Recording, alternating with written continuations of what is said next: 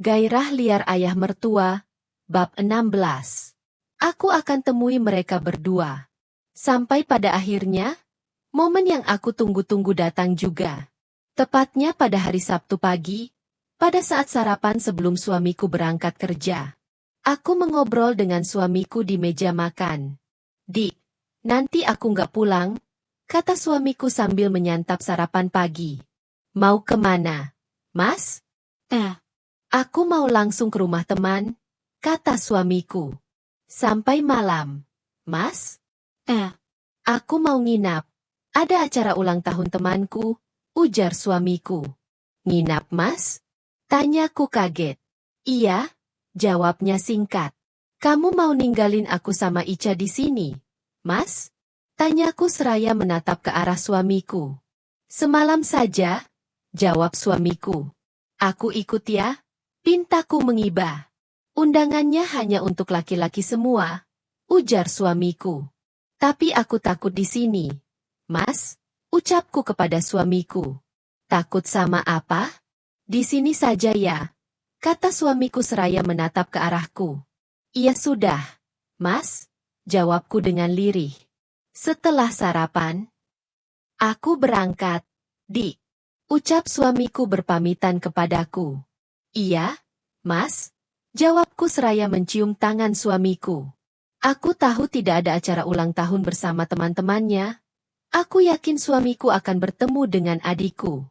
Tepat pukul 8 pagi, aku dan Ica pergi untuk pulang ke rumah orang tuaku. Aku naik becak ke terminal dan kemudian naik bus menuju ke kotaku. Pukul 12 siang. Aku sudah sampai di kotaku. Aku sengaja tidak menghubungi kedua orang tuaku, juga tidak menghubungi adikku Nisa kalau aku akan pulang. Dan aku juga tidak mengatakannya kepada suamiku.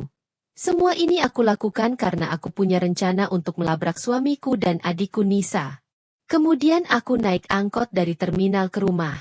Kurang lebih 45 menit perjalanan dari terminal sampai ke rumahku. Sesampainya di rumah, ibuku kaget melihat kedatanganku. "Loh, kamu, Nak?" tanya ibuku melihat ke arahku. "Iya, Bu," jawabku sembari aku mencium tangan ibuku. "Kamu berdua sama Ica?" tanya ibuku. "Iya, Tuti berdua sama Ica," jawabku. "Kemana suamimu?" tanya ibuku seraya mengambil Ica dari gendonganku. "Mas Sugeng kerja, Bu. Katanya nggak pulang sampai besok. Tuti takut di kos," jawabku kepada ibuku. "Tapi kamu sudah bilang sama suamimu kalau mau pulang?" tanya ibuku. "Belum, sebentar lagi Tuti telepon," jawabku. "Nisa kemana, Bu?" tanyaku menanyakan adikku Nisa. "Nisa masih mandi, katanya mau pergi ke acara ulang tahun temannya," ujar ibuku. Tidak beberapa lama kemudian, Nisa keluar dari kamar mandi. Dia kaget melihatku sudah ada di rumah. "Mbak Tuti?" kata Nisa kaget melihatku. "Iya, Dik," jawabku. "Sama siapa, Mbak?" tanya Nisa kepadaku. "Berdua sama Ica," jawabku. "Mas Sugeng gak ikut?" tanya Nisa sembari melihat keberadaan suamiku. "Mas Sugeng kerja. Pulang kerja katanya mau nyusul ke sini," jawabku kepada Nisa. Mendengar jawabanku Nisa hanya diam dan berlalu ke kamarnya. Kurang lebih 15 menit, Nisa keluar dari kamarnya dengan pakaian rapi. Melihat Nisa yang sudah berpakaian rapi, aku bertanya kepada adikku. "Mau kemana, Dik?" tanyaku kepada adikku. "Mau ke acara ulang tahun teman, Mbak," jawab Nisa. "Oh, di mana?" tanyaku lagi. "Dekat kok, Mbak," jawab Nisa sembari memasang helmnya. "Nisa tinggal dulu ya," kata adikku berpamitan kepadaku. "Iya, Dik," jawabku. Sebelum pergi, adikku berpamitan kepada ibu yang saat itu lagi menggendong Ica di teras rumah. "Bu, Nisa berangkat ya," kata Nisa seraya mencium Ica yang ada di gendongan ibuku. "Jangan malam-malam pulangnya," pesan ibu kepada adikku. "Iya Bu," jawab Nisa sambil berjalan ke arah motornya. Aku sudah tahu Nisa akan bertemu dengan suamiku. Kemudian aku mencari kunci motor bapakku. Bapakku kalau kerja hanya berjalan kaki. Kebetulan bengkel tempat bapak bekerja tidak jauh dari rumahku. Setelah itu aku segera berpamitan pada ibuku. Bu, Tuti mau beli-beli dulu ya? Kataku kepada ibuku yang masih sibuk menggendong Ica. Iya, nak, ucap ibuku. Aku pun segera menyusul adikku. Syukurlah masih terkejar. Aku ikuti adikku kemana dia akan pergi. Aku tidak terlalu dekat. Aku takut adikku melihatku dari kaca spion motornya. Adikku terus mengendarai motornya dan ternyata dia menuju ke arah terminal. Kemudian dia menghentikan laju motornya di tempat pemberhentian bus dari luar kota. Aku mengawasinya dari kejauhan. Kurang lebih 15 menit menunggu, bus dari luar kota datang. Dan benar saja, suamiku turun dari bus tersebut. Adikku mencium tangan suamiku layaknya seorang istri yang menyambut kedatangan suami datang dari bepergian. Hatiku sudah tidak karuan, berdebar kencang. Tubuhku bergetar. Ingin rasanya menemui mereka berdua. Tapi aku tunggu saat yang tepat. Apa yang akan mereka lakukan? Aku tahan emosiku. Aku tidak akan gegabah mengambil keputusan. Setelah mereka berdua mengobrol, kemudian mereka berboncengan pergi dari terminal. Aku terus ikuti mereka berdua. Kemana mereka akan pergi? Kurang lebih 30 menit perjalanan, ternyata mereka pergi ke kos adikku. Ini momen yang aku tunggu-tunggu.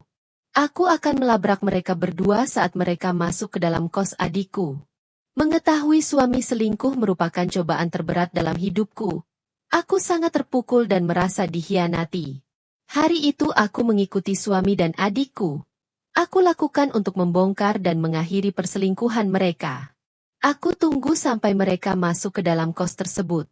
Saat menunggu di kejauhan, hatiku berdebar sangat kencang. Badanku bergetar sangat hebat. Kurang lebih 10 menit aku menunggu. Aku bergegas mendatangi mereka. Walaupun aku sangat emosi, tapi aku harus bisa menahan diri. Apalagi yang menjadi selingkuhan suamiku adalah adik kandungku sendiri. Tok, tok, tok. Aku ketuk pintu kamar kos itu. Tidak beberapa lama, suamiku membuka pintu. Suamiku sangat terkejut melihatku sudah berdiri di depan pintu. Sampai dia tidak bisa berkata-kata. Aku pun langsung masuk ke dalam kamar kos tersebut. Adikku yang melihatku juga tidak kalah terkejutnya. Mbak Tuti, kata adikku kaget. Seperti ini kelakuan kalian berdua di belakangku ya? Ujarku dengan suara bergetar kepada mereka. Dik, aku hanya bantu Nisa menyelesaikan tugasnya. Ujar suamiku mencoba menjelaskan kepadaku. Sudahlah, Mas, aku sudah tahu semuanya. Ujarku kepada suamiku. Adikku hanya terdiam duduk di atas tempat tidur. Ia hanya mengenakan kerudung tapi ke bawahnya polos. Aku sudah lihat foto-foto kamu sama Nisa. Mas, ujarku kepada suamiku yang berdiri di sampingku. Maaf Mbak, kata adikku dengan suara lirih. Kamu ini, Di, seperti tidak ada laki-laki lain. Kalau kamu bukan adikku sudah habis kamu, ujarku dengan suara lantang. Bagaimana kalau bapak sama ibu tahu kelakuan kamu seperti ini? Bentakku kepada adikku. Tega kamu yang melakukan ini?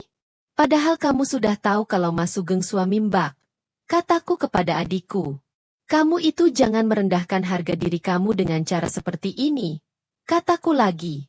Maaf Mbak, kata adikku lagi dengan suara lirih. Memalukan kamu, Dik, cetusku.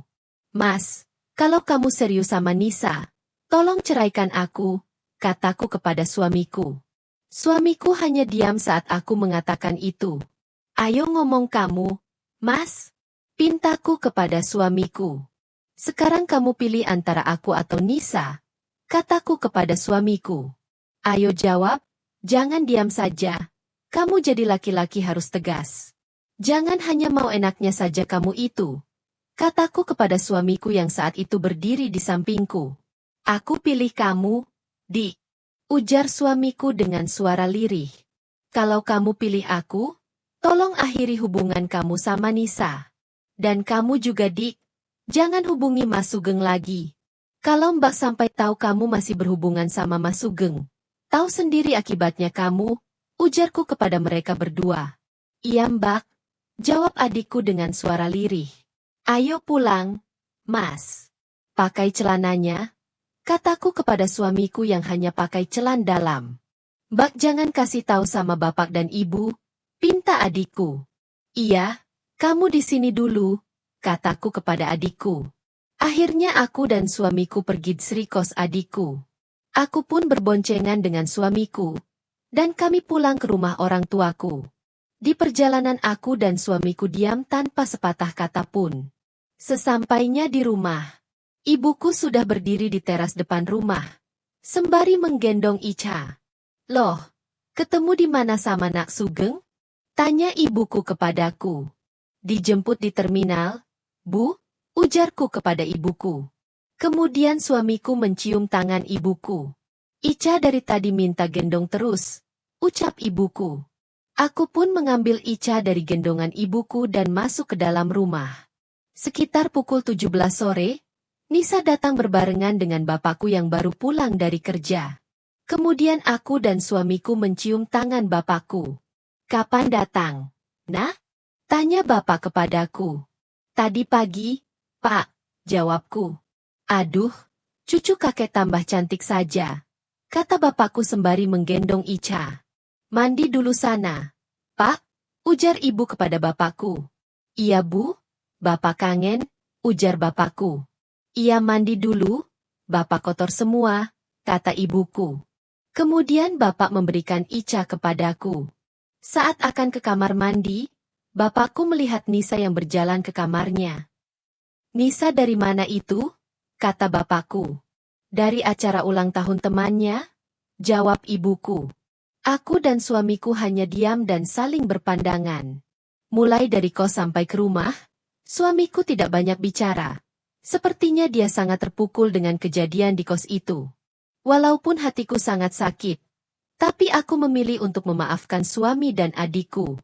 Karena aku sadar, aku juga mempunyai kesalahan yang sama, dan aku juga memikirkan nasib anakku nanti ke depan. Sampai saat ini suamiku belum mengetahuinya. Dan mudah-mudahan suamiku tidak mengetahui kesalahanku. Sampai keesokan pagi, aku dan suamiku berpamitan kepada orang tuaku untuk pulang. Bu, Tuti mau pulang, kataku kepada ibuku yang lagi beberes di dapur. Kenapa buru-buru? Tanya ibuku. Iya, Mas Sugeng besok kerja. Bu, ujarku kepada ibuku. Kemudian ibuku berjalan ke teras depan. Pak, katanya Tuti mau pulang. Kata ibu kepada bapakku yang sedang mengobrol di teras rumah bersama suamiku. Loh, mau pulang? Tanya bapakku kepada suamiku. Iya Pak, besok saya harus pagi sekali masuk kerja. Jawab suamiku kepada bapakku. Baru juga ketemu sama cucu, ujar bapakku. Kalau Mas Sugeng libur ke sini lagi Pak, kataku yang berdiri di samping ibuku. Kemudian aku masuk ke dalam rumah untuk berpamitan kepada adikku. Tok, tok, tok. Aku mengetuk pintu kamarnya. Dik, Mbak mau pulang, kataku dari luar kamarnya. Kemudian pintu kamarnya dibuka oleh adikku. Muncullah adikku dengan wajah sembab. Matanya bengkak seperti habis menangis semalaman. Mbak mau pulang, kataku lagi. Iya Mbak, maafkan Nisa ya Mbak. Katanya dengan lirih. Sudah jangan dibahas lagi. Anggap saja tidak pernah terjadi. Mbak sudah maafin kamu. Kataku menenangkan adikku. Iya Mbak. Kata adikku sembari mencium Ica yang ada di gendonganku. Hati-hati ya. Kata ibuku. Iya, Bu. Jawabku. Sekitar jam 15 sore. Kami sudah sampai. Pada malam harinya. Aku mengobrol dengan suamiku. Kamu nggak marahkan sama aku, Dik? Tanya suamiku. Aku nggak marah, Mas. Aku sudah melupakannya. Tapi jangan diulangi lagi. Bukan hanya dengan adikku tapi dengan wanita lain juga. Pintaku. Iya, aku janji tidak akan mengulanginya. Ucap suamiku sembari memelukku dan Ica. Keesokan harinya. Suamiku kembali dengan aktivitasnya bekerja. Setelah pulang kerja, suamiku memberi kabar yang sangat mengejutkanku. "Dik, aku punya kabar gembira," kata suamiku. "Kabar apa?" tanyaku penasaran. "Aku naik jabatan menjadi manajer di perusahaan," kata suamiku sembari tersenyum kepadaku. "Serius, Mas?" kataku sedikit tidak percaya. "Iya," ujar suamiku dengan tegas. "Syukurlah, Mas," kataku sembari memeluk Ica. Betapa bahagianya diriku saat mendapat kabar bahwa suamiku naik jabatan menjadi manajer di perusahaan tempatnya bekerja. Bersambung.